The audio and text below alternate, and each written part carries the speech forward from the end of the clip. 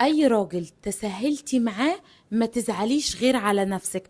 I don't have time. خراشي على الحلاوة، خراشي على الجمال، خراشي على الجسم، خراشي على الشهر، الله اكبر، واللي عينها ضيقه تطلع من الريل. اخاف على نفسي موت كده، موت من الحسد.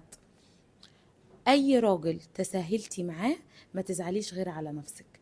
الراجل ده عامل زي ابنك، ابنك على ما تربيه وجوزك على ما تعوديه. وكرر نفس المعلومة عشان ما تتعبيش قدام. عودتيه من الاول ان مالكيش طلبات، ما تجيش بعد سنة تطلبي فلوس. انت عودتيه ان انت ما بتاخديش مصروف.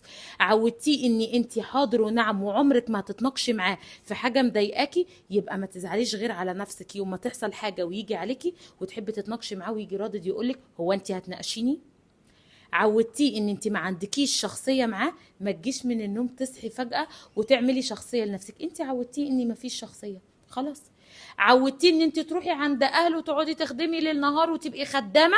ما تجيش اول ما تتعبي تقولي له لا اصلا انا النهارده مش رايحه عند مامتك. هيقول هو ايه اللي جرى؟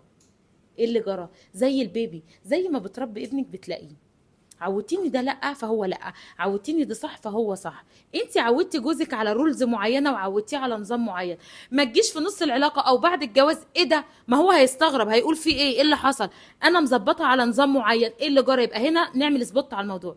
زي ما انت متعوده جوزك بيرجع البيت ساي مثلا الساعه 9 فبقي يرجع 12، هتسالي نفسك هو في ايه؟ إيه اللي بيحصل؟ الست اللي نسيت حقوقها من الراجل ما تزعلش غير على نفسها من الاول. عودتيه ما تزعليش. يبقى انا من الاول، وده على فكره دي مش حاجه بتضايق، من الاول حاجه طبيعيه جدا يا جماعه ان احنا بندخل علاقه او رولز او اي حاجه او ريليشن شيب. من الاول بنحط بعتذر الرولز بتاعتي، انا بتضايق من ايه وبتبسط من ايه، انا ما تعملش معايا ايه وتعمل معايا ايه. انا من الاول ده اللي بيضايقني ما تعملوش. ما ادخلش انا ضعيفه شخصيه ماليش لازمه حاضر ونعم، ما بتناقش معاه بلا بلا، اجي اصحى بعد 6 شهور ولا سنه من الجواز لا لا الوضع ده مش عاجبني. ما هو دي المشكله. من مشكله يقعد يقولك سايس الدنيا في الاول وبعدين هنبقى نريح الدنيا، لا. الدنيا من الاول، النقط على الحروف. على المستوى الشخصي انا لما بدخل ريليشن بحط الرولز بتاعتي من الاول، ولما بلقى الشخص اللي قدامي مش مناسب معايا خلاص ببعد. ايه المشكله يعني؟ مش نهايه العالم. ولكن ما اقعدش موجوده في علاقه مش بتقدم لي اي حاجه. لازم تبقي عارفه ان الراجل انت لازم تبقي حاطه معاه رولز في العلاقه وشخصيه معينه تكملي بيها من الاول. الست اللي بتتنازل بسهوله بتتهان بكل سهوله. شيري لي الريل ده، خرشي على الحلاوه، خرشي على الجمال.